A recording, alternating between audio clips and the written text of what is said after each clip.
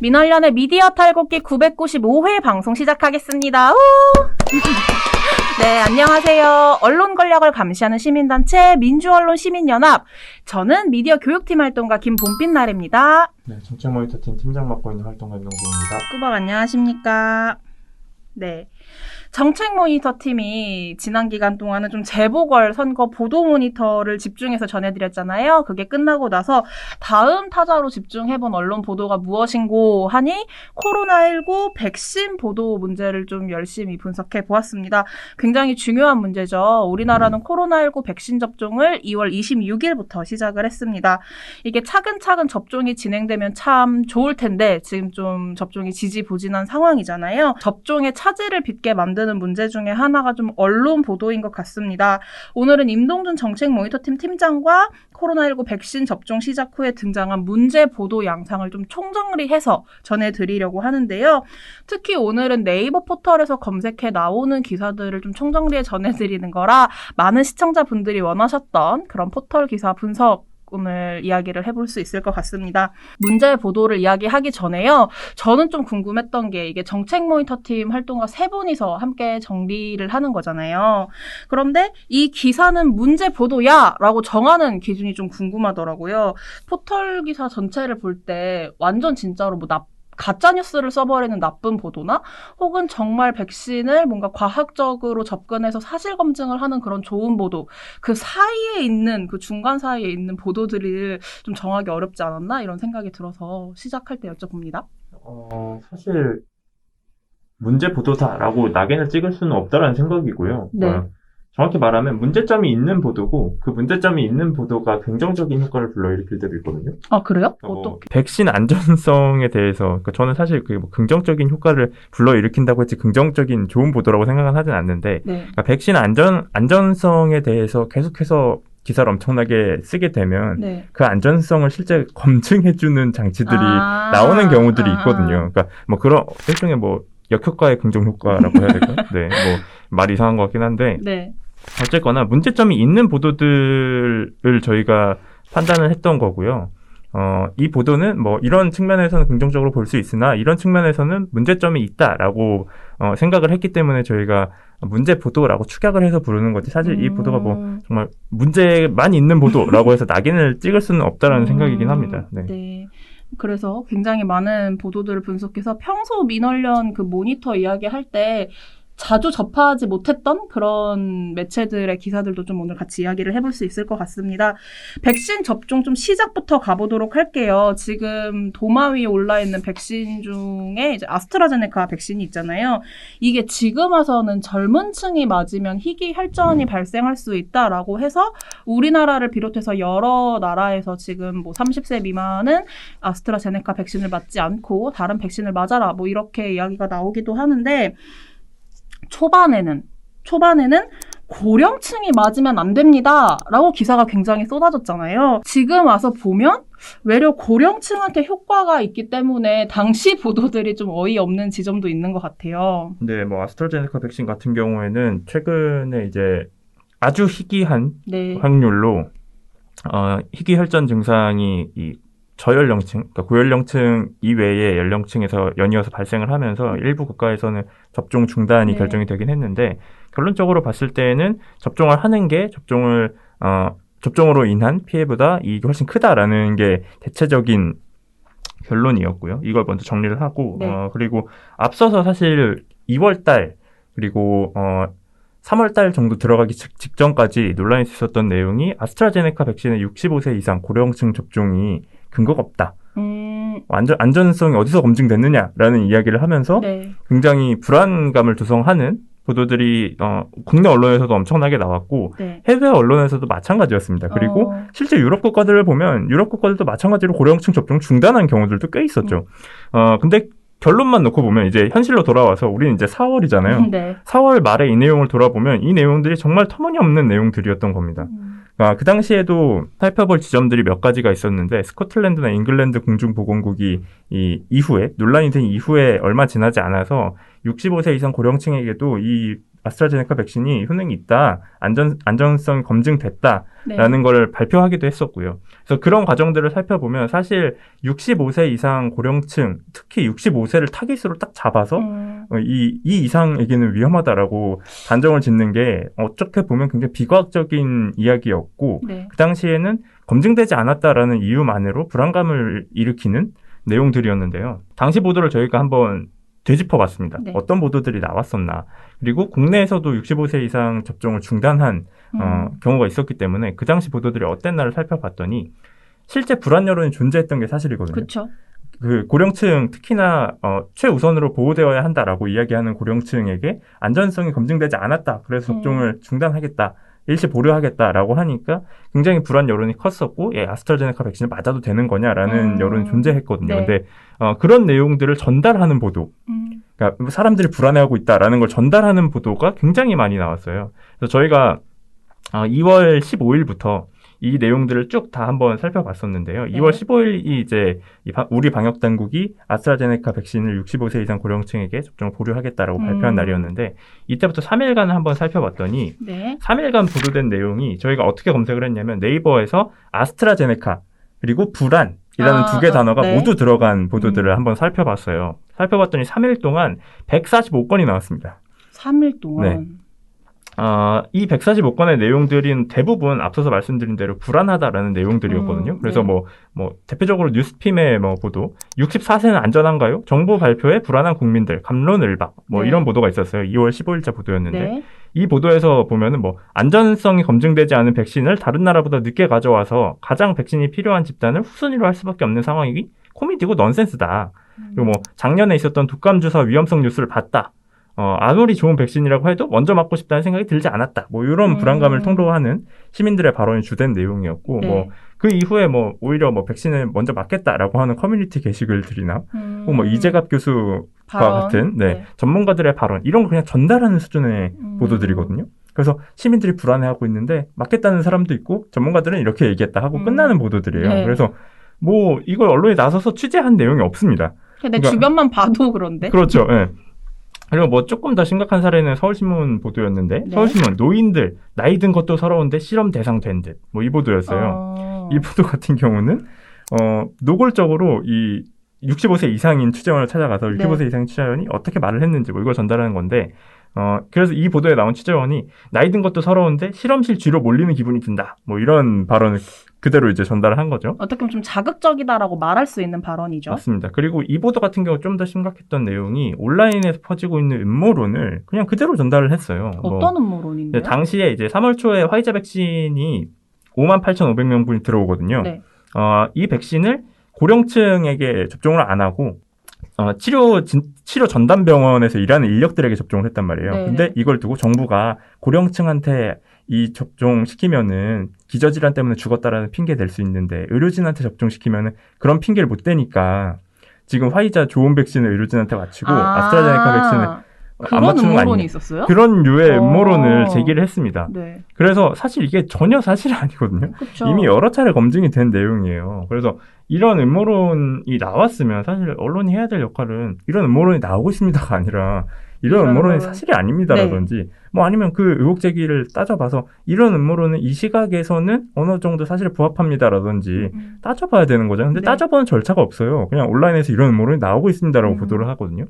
그래서 이런 보도들처럼 불안 여론을 전달하는 보도나 혹은 반대로 온라인상에서 나온 음모론을 그대로 전달하거나 그래서 이런 류의 보도들이 앞서 말씀드린 대로 3일간 145건이 나온 겁니다. 그래서 저희는 정말 보면서 이 145건이 많은가 적은가 이제 이걸 이제 굉장히 고민을 했는데 정책 모니터 팀에서 지금 이게 기사량이 많냐 적냐 이거를 좀 고민했다고 하시는데 이거랑 비교를 해보면 기사량이 많았다라고 이야기를 해볼 수 있을 것 같아요. 이제 앞에서 얘기했던 불안 여론을 전하는 것, 이제 실험실 뒤로 몰리는 기분이 든다 이런 취재원의 발언은 잘만 빌려가지고 보도를 했잖아요. 그런데 앞에서 임동준 정책 모니터 팀 팀장님이 언급했던 스코틀랜드와 잉글랜드의 보건 당국에서 이제 실험을 해가지고 아스트라제네카 백신을 고령층이 맞아도 효과가 있다라는 내용에 대해서는 잘 전해지지 않은 것 같아요. 전 처음 들었거든요. 스코틀랜드랑 잉글랜드 보건당국이 이런 결과를 냈다라는 걸. 우리나라 보건당국이, 방역당국이 아스트라제네카 백신의 고령층 접종을 보류한 게 2월 15일이었는데, 네. 그러고 나서 일주일 정도 지난 시점에 스코틀랜드 보건당국에서, 공중보건국에서 발표한 내용이, 잉글랜드, 그러니까 영국에 있는 그 4개 국가들은 모두 다 아스트라제네카 백신을 고령층에 그대로 접종을 했거든요. 아, 그렇죠. 그래서 표본이 굉장히 많았어요. 영국 같은 경우는. 지금도 영국은 백신 접종률이 가장 높은 국가들 중에 하나죠. 네. 스코틀랜드 공중보건국이 발표한 내용이 뭐였냐면 고령층에게 아스트라제네카 백신이 굉장히 효율적이었는데 어떻게 효율적이었냐면 입원율을 엄청나게 감소시켰다라는 거예요. 흔히 말하면 이 백신의 장점, 그리고 백신의 역할을 대부분은 면역이라고 생각하잖아요. 그러니까 코로나19에 걸리지 않게 하는 것. 네, 네. 이걸 백신의 유일한 효과라고 생각하시는데 이 코로나19 백신을 맞으셔야 되는 이유 중에 하나는 저희가 지난 방송에서도 말씀드렸던 것 같은데 중증 환자를 감소시키는 역할이 굉장히 큽니다. 그래서 이 입원율 감소에 대한 부분도 그 지점과 연결이 돼 있거든요. 네. 그러니까 중증 환자가 줄다 보니까 입원율도 당연히 줄어든 거고요. 그리고 특히나 이게 고령층을 대상으로 했을 때에는 효과가 매우 컸다라는 거예요. 80% 수준이었다라는 게 스코틀랜드 이 보건당국의 발표였습니다. 그러고 나서 3월 2일에는 이게 잉글랜드 공중보건국에서도 유사한 결과를 발표하는데 잉글랜드 같은 경우는 뭐 퍼센테이지가 좀 낮아지긴 했지만 70%였어요.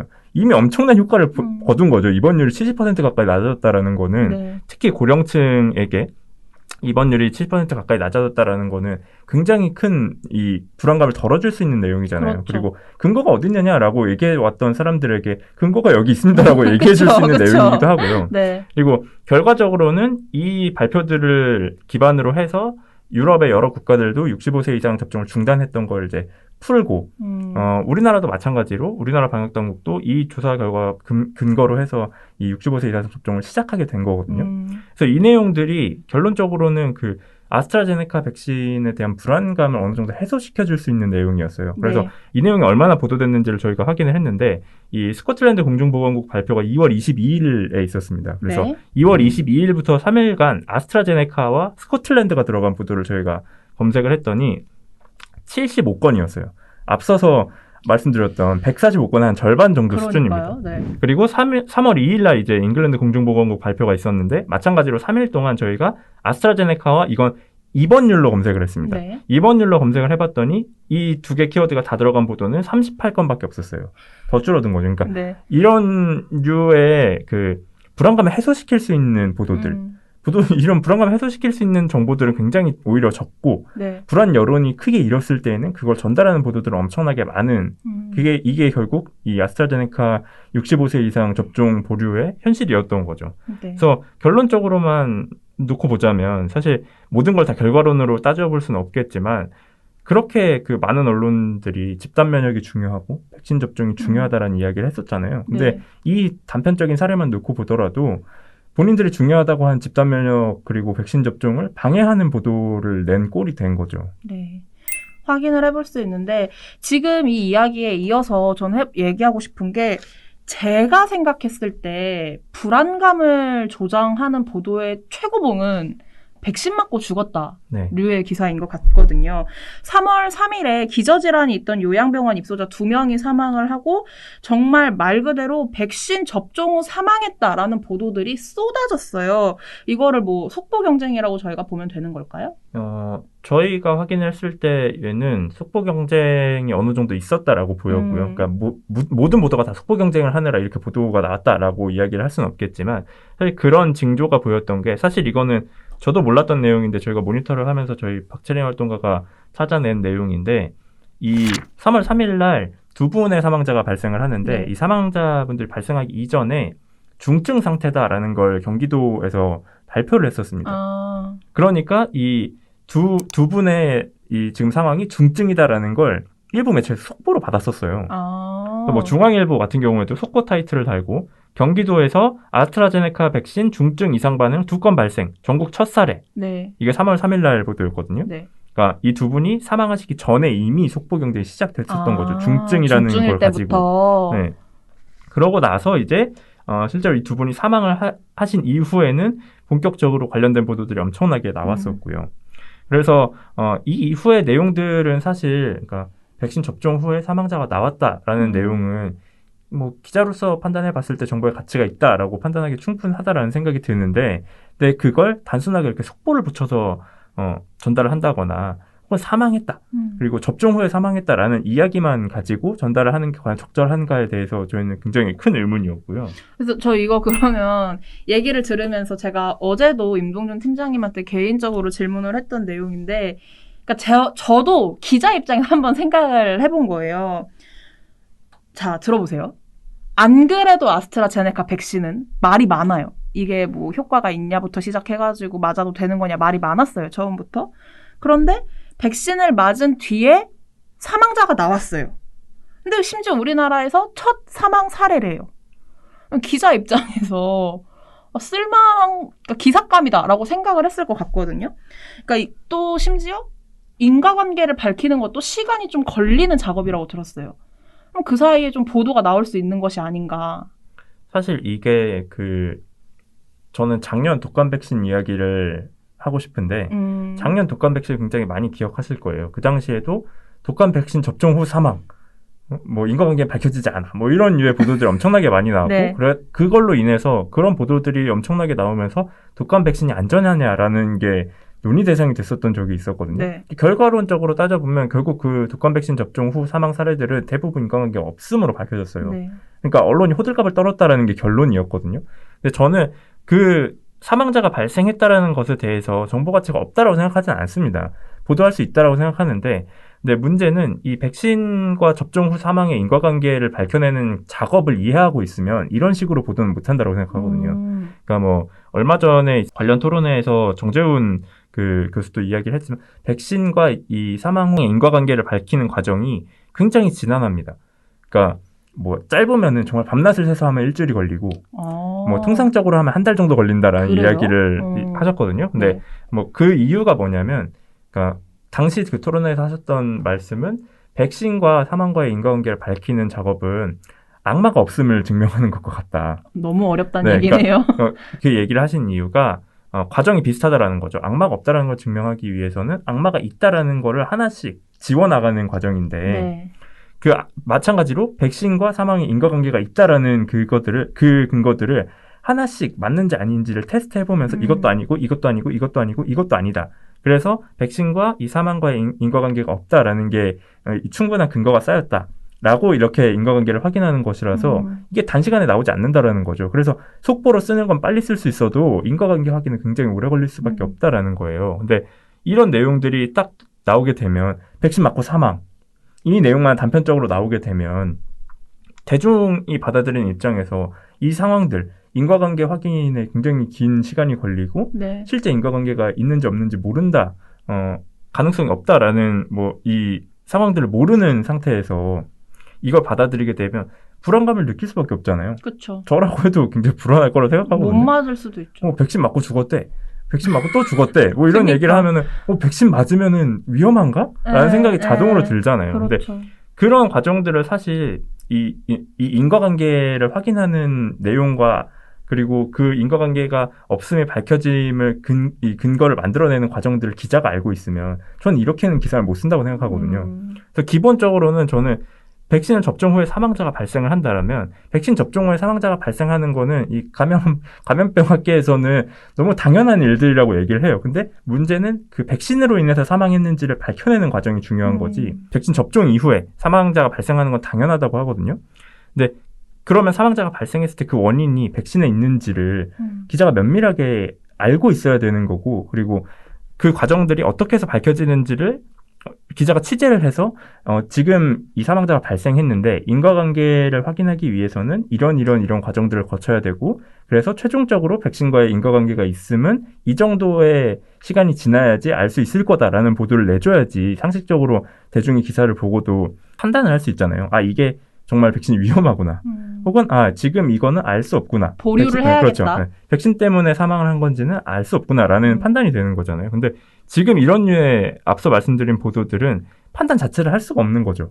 속보, 뭐 백신 접종 후 사망자 발생, 이렇게 되면 그냥 사망자 발생만 머릿속에 남는 거거든요.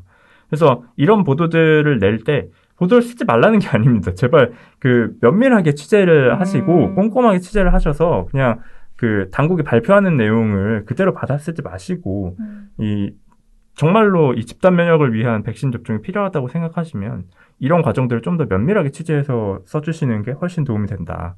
네. 어떻게 보면 기자분들한테 하는 당부라고 좀 볼 수 있을 것 같아요. 부탁입니다, 정확히는. 네. 당부는 아니고요. 네. 네, 뭐 이렇게 얘기를 해보고 좀 그렇다면 이제 최근까지의 이야기로 넘어와 볼 수 있을 것 같은데요. 뭐 얘기할 거냐면 아스트라제네카 희귀 혈전 반응에 대한 얘기를 할 것입니다.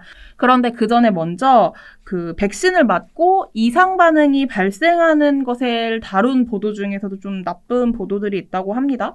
저는 뭐 보도들을 소개하기 전에 먼저 짚고 넘어가고 싶은 거는 이상 반응, 그러니까 백신을 맞은 나한테 안 일어나면은 다행이지만 일어나면 알아야 대처도 할 것이고 내가 어떤 프로세스로 이제 뭐 추가 치료를 받게 되는지 그런 것도 알 수 있을 거 아니에요? 그래서 이상 반응을 알려주고 이상 반응이 발생했던 사람들의 이야기를 들어보는 보도 자체는 저는 괜찮을 거라는 생각이 드는데 어떤가요? 사실 뭐 그런 보도들은 필요하다면 필요할 수 있고 정보의 가치가 있다라고 할 수도 있는데 네. 근데 문제는 그 이상 반응이라는 뭐 표현 이런 것도 하나의 지점이 있을 것이고 그리고 이상 반응을 단순하게 전달하는 보도들이 문제가 되는 경우였거든요. 그리고 이걸 굉장히 선정적으로 전달을 한다거나 네. 그래서 저희가 문제로 볼 수 있다라고 판단이 했던 보도는 중앙일보의 3월 16일자 보도였는데 네. 제목이 이겁니다. 백신 맞은 의사 이까지 덜덜 떨려 병동 전체 불바다 됐다. 이게 이제 제목이었어요. 그러니까 불바다가 네. 됐다. 근데 이 내용을 읽어보면은 사실 백신 접종 후에 이상 반응이 발생하는데 어떤 이상 반응이 있고 그리고 그 이상 반응이 나오는 뭐 빈도가 어떤지에 대해서 다룬 내용이거든요. 네. 그래서 보도 내용에 있어서 엄청나게 막 문제점이 크다라고 평가하기는 힘들었어요. 근데 문제는 뭐냐면 이 내용들 중에서 굉장히 선정적인 발언들 있잖아요. 접종 후에 네. 나온 선정적인 발언들. 특히 그 제목에 달았던 불바다. 네, 이게 병동 발언이에요? 전체가 네, 불바다 됐다. 그리고 이게 취재원의 워딩 중에 가장 선정적인 발언이에요. 근데 이걸 가지고 이제 제목에 뽑은 거거든요. 네. 이런 류의 내용이나 혹은 조선일보 보도 중에 4월 1일자 보도였는데 아스트라 맞은 20, 30대 의료진 85%에서 이상 반응.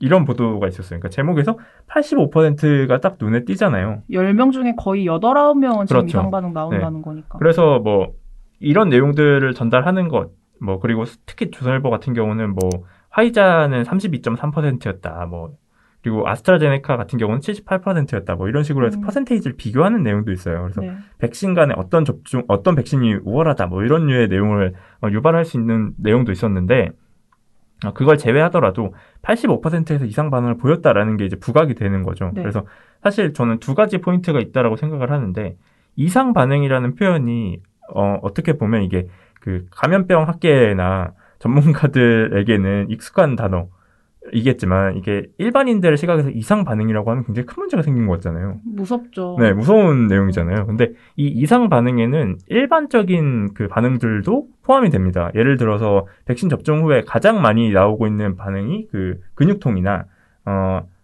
단기간의 발열이거든요. 이거 같은 경우는 그 백신이 접종이 되게 되면 우리 몸에서 그 백신을 받아들이는 과정에서 항체를 만드는 과정에서 당연히 발생하는 내용이 근육통이고 발열이거든요.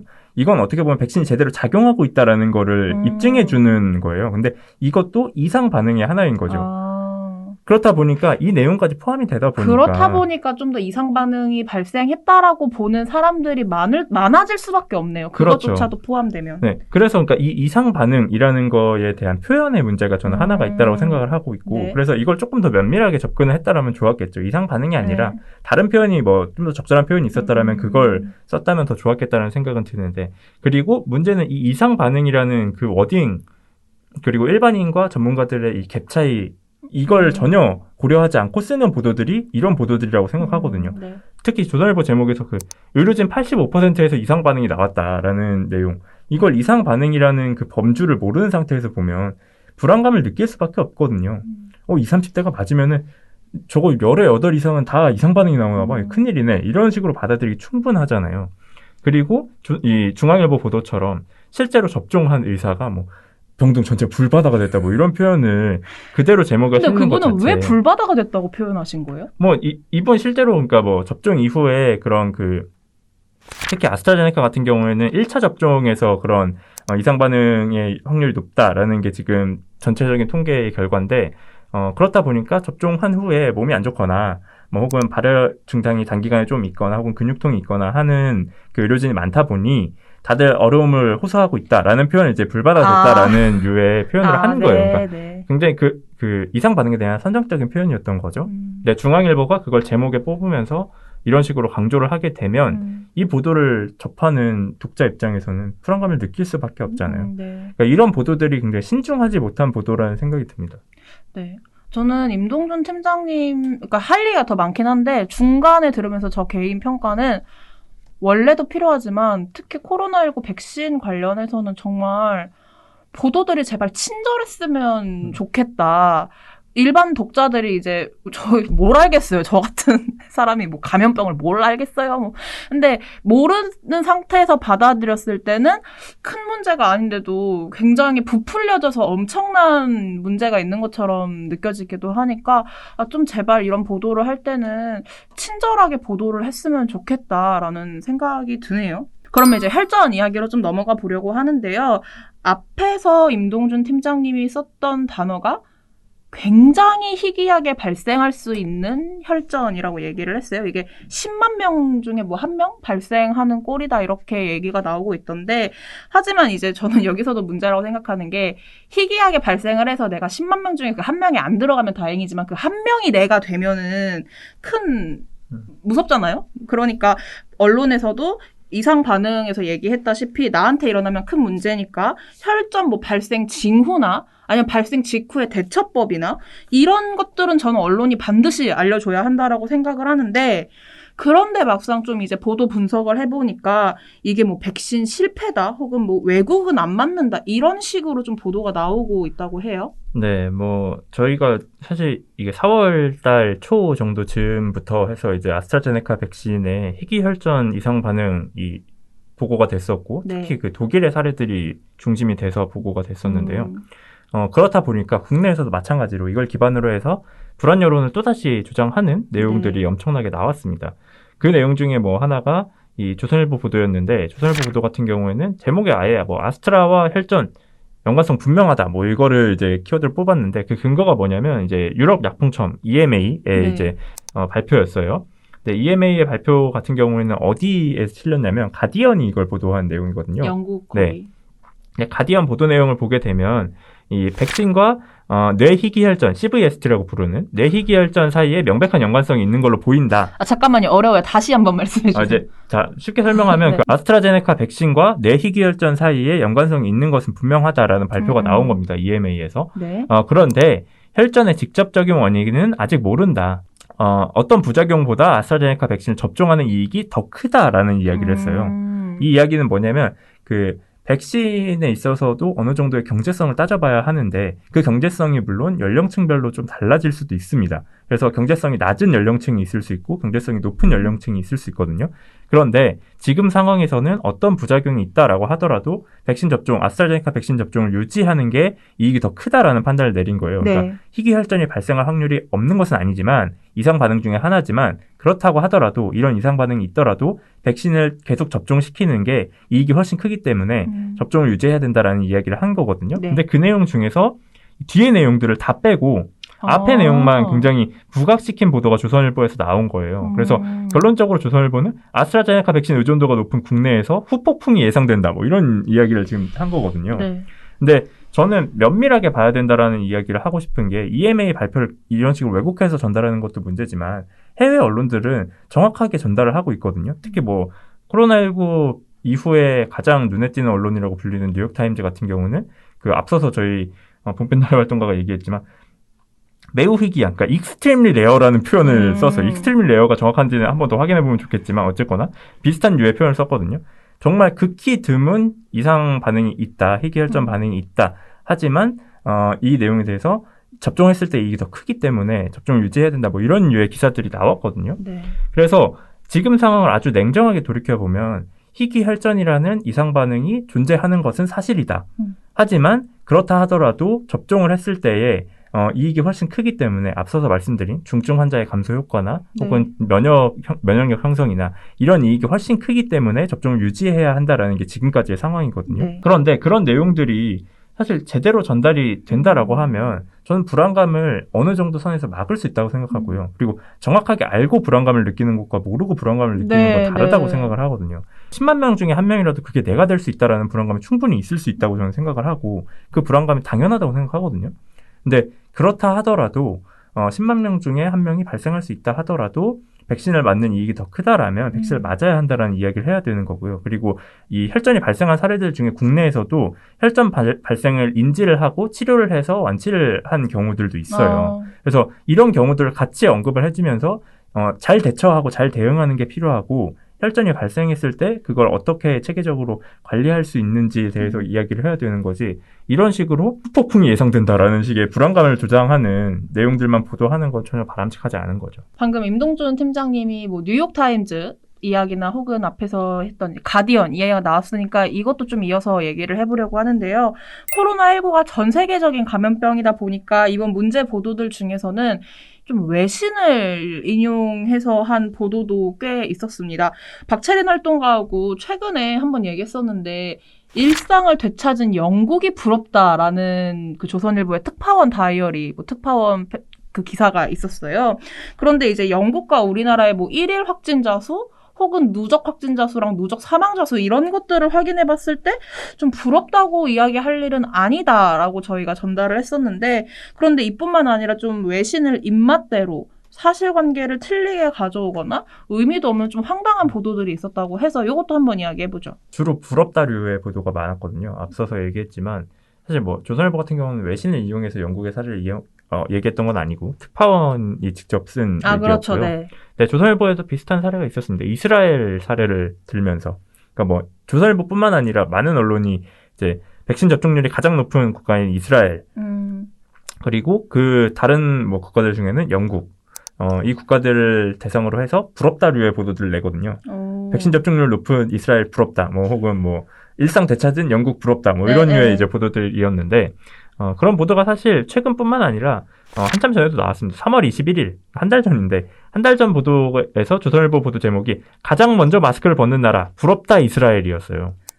네, 그래서 이스라엘 백신 접종 상황을 쭉 설명을 하면서 한편 우리 정부는 11월까지 전 국민의 70%에게 백신 접종을 맞춰서 집단 면역을 달성하겠다는 목표를 제시했지만 쉽지 않을 전망이다. 이렇게 해서 보도가 끝나거든요. 네. 그러니까 이스라엘은 이만큼 백신을 맞았는데 우리 정부는 올해 11월까지 70% 마치겠다고 했는데 이거 달성 어려워 보인다라고 해서 끝난 거예요. 네.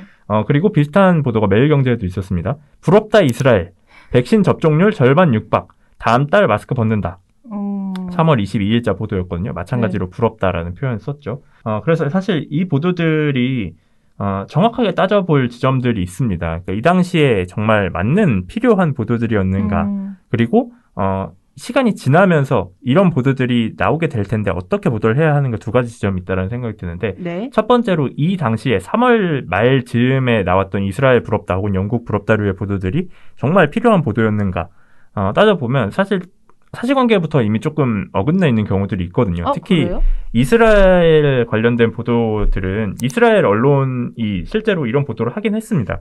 마스크를 벗는 거를 보건당국에서 검토 중이다. 뭐 이런 류의 보도가 나왔거든요. 근데 이걸 두고 이스라엘 방역 당국이 이 보도가 나오기 전 시점에 뭐 이틀 전, 뭐 혹은 뭐 하루 전에도 마스크 착용 의무화에 대해서 해제 계획이 없다라고 밝혀왔었어요. 그리고 이 보도가 나간 이후에도 그러니까 조선일보 보도가 3월 21일 날 나갔는데 3월 21일 날 같은 날 이스라엘의 방역 최고 책임자가 이 언론 브리핑에서 마스크 의무화에 대해서 어떤 변화에 대해서도 논의하고 있지 않다. 현재 실내는 물론 실외에서도 마스크 착용이 요구된다. 이렇게 입장을 밝혔거든요. 네. 그래서 이게 당시에는 사실관계에 부합한다라고 보기가 어려웠습니다. 근데 물론 이 내용들이 지금 시점에서 보게 되면 어느 정도 변화하는 지점이 있다라고 보입니다. 왜냐하면 이스라엘이 최근 이제 마스크 착용 의무화를 해제하는 방향으로 정책을 바꿨어요. 그리고 이스라엘의 그런 정책 기조는 실제 백신 접종이 확진자 수를 줄여주는 효과가 어느 정도 영향을 줬다고 볼 수 있고요. 그리고 앞으로 백신 접종률이 높은 국가들 그리고 그걸 통해서 집단 면역을 형성한 국가들은 이런 방향으로 갈 가능성이 굉장히 높습니다. 그래서 향후 보도에서는 이런 류의 보도들이 더 늘어날 수 있다라고 보이는데 사실 저는 단순하게 부럽다라고 해서 그치는 보도들은 의미가 없다라고 생각을 하거든요. 그러니까 조선일보처럼 뭐 한참 부럽다고 한 뒤에 우리나라는 70% 11월 달에 한다 했는데 어려워 보인다 하고 끝나는 보도들은 흔히 말하는 상대적 박탈감만 일으키는 보도잖아요. 근데 그게 아니라 지금 뭐 KBS나 JTBC 같은 경우는 이스라엘에 직접 갔어요, 기자가. 가서 이제 성공한 이스라엘의 이 방역, 이 백신 접종과 우리의 백신 접종을 비교해보겠다라고 해서 갔는데 저는 이게 굉장히 긍정적인 시도라고 봅니다. 성공한 국가들이 어떤 지점에서 어떻게 성공했는지를 분석을 하고 그걸 우리에게 어떻게 적용시킬 건가, 우리에게 있는 문제 지점들을 어떻게 바꿀 건가에 대해서 따져보는 건 중요한 일이라고 생각을 하거든요. 네. 그래서 이런 류의 방향들처럼 이 성공한 국가들을 단순하게 이스라엘 성공했다, 영국 성공했다, 부럽다 이렇게 하고 끝날 게 아니라 네. 왜 성공했는지를 분석하고 우리는 어떻게 적용할 건가 이걸 다뤄야 한다라고 보입니다. 네, 나가면서 이제 동준 팀장님 앞에서 좀 살짝 언급이 나왔는데 코로나19 백신 보도 관련해서 최근에 토론회에 패널로 참석을 했었어요. 현재 이렇게 좀 언론이 불필요한 수준의 공포감만 조성하고 있는 이런 우리 언론 환경에서 토론회에서 본인이 말씀하신 거 혹은 듣고 나온 것 중에 좀 유의미하게 해줄 이야기가 있으실까요? 사실 좋은 보도를 내는 기자들도 꽤 있고 그렇죠. 그리고 코로나19와 방역이 국민의 생명과 안전에 직결되는 문제이기 때문에 중요하다고 판단하는 기자들도 많거든요. 근데 그것과 별개로 이런 앞서 언급한 보도들의 문제는 그 토론회에 참석했던 토론자와 발제자 모든 분들이 다 똑같이 인식하고 있었던 내용이었거든요. 그래서 제가 사실 토론회 당일날도 제 토론이 이제 뒷순서였는데 제가 토론을 시작하면서 이게 뒷순서가 약간 불리하다는 얘기를 했는데 앞에서 제가 하고 싶었던 얘기들을 이미 너무 다 하셔가지고 할 얘기들이 별로 없었는데요. 근데 앞에서 나왔던 얘기들은 대체적으로 그렇습니다.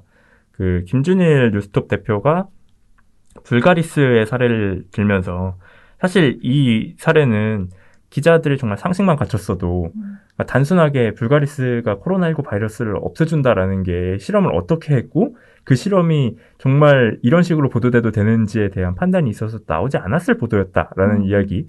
그리고 방역당국이 발표를 하기 전까지는 기자들이 취재를 해서 쓰는 문화가 전혀 없다라는 이야기. 이건 굉장히 치명적이었다라는 생각이 들었고요. 그리고 이 문제점의 원인을 짚는 사례로 출입처 구조에서도 문제를 지적하는 부분들도 저는 유의미했다라고 생각을 하고 그리고 사실 제가 토론회 때도 이야기했지만 이 언론에 부탁하고 싶은 내용은 코로나19가 정말로 국민의 생명과 안전에 직결되는 중요한 문제라고 생각한다면 저는 각 언론사마다 이걸 전담할 수 있는 기자, 전문 기자가 있어야 된다라고 생각을 합니다. 그래서 다른 내용들 은 아니더라도 코로나19가 포함된다라면 이 기자가 데스킹을 맡고 코로나19와 관련된 보도들에 대해서 정확하고 객관적인 정보가 전달될 수 있게끔 장치를 마련해야 된다는 생각이고요. 그리고 그런 장치가 마련이 돼야지 어떻게 보면 좀 상식적인 보도들이 늘어날 걸로 보입니다. 그리고 앞서서 얘기했던 뉴욕타임즈 같은 경우는 코로나19 발생 이후에 가장 먼저 했던 작업이 부서의 간격을 허물고 만약에 문화 스포츠를 취재하던 기자가 코로나19 브리핑을 하게 되고 다른 부서에 있던 인력들이 코로나19 보도를 위해서 내가 맡던 파트가 아닌 다른 파트를 맡게 되고 이런 식의 그 흔히 말하는 부서 간의 격차가 벽이 허물어지는 거였거든요. 근데 지금 상황에서 우리 언론은 보건복지부 출입처 기자가 코로나19 기사 쓰고 정치부 기자가 정치인들이 코로나19 관련해서 발언하면 기사 쓰고 그런 식으로 해서 기사가 나가는 구조 안에서는 상식적인 그리고 코로나19의 전문성을 가진 기자가 데스킹을 해서 나가는 보도가 나올 수 없다고 생각하거든요. 그래서 그런 류의 변화들은 필요해 보인다. 그렇지 않으면 사실 저희가 앞서서 언급한 보도들이 이미 한 차례 휩쓰고 지나간 보도들이었지만 저는 언젠가 또 이런 감염병이 발생하고 마찬가지로 백신 접종이 시작될 때에 똑같이 일어날 수 있다고 생각하거든요. 그런 구조의 변화 없이는. 그래서 그런 변화들을 부디 정말 부탁드립니다. 정말 고려를 좀 해주셨으면 좋겠습니다. 네. 오늘 이렇게 이야기를 마무리해 보고요. 코로나19 백신 보도 좀 총정리해서 2월부터 현재까지의 이야기를 좀 해봤는데 몇 번 더 할 것 같아요. 이거 접종하고 이러다 보면은 또 추가로 이야기할 것들이 많아지지 않을까? 좀 그런 네. 생각이 듭니다. 오늘 방송은 여기서 마무리하고요. 금요일에도 우리 임동준 정책모니터팀 팀장님과 함께 돌아오도록 하겠습니다. 민원련의 미디어 탈곡기는 내일도 열심히 털어드리겠습니다. 탈탈탈 안녕.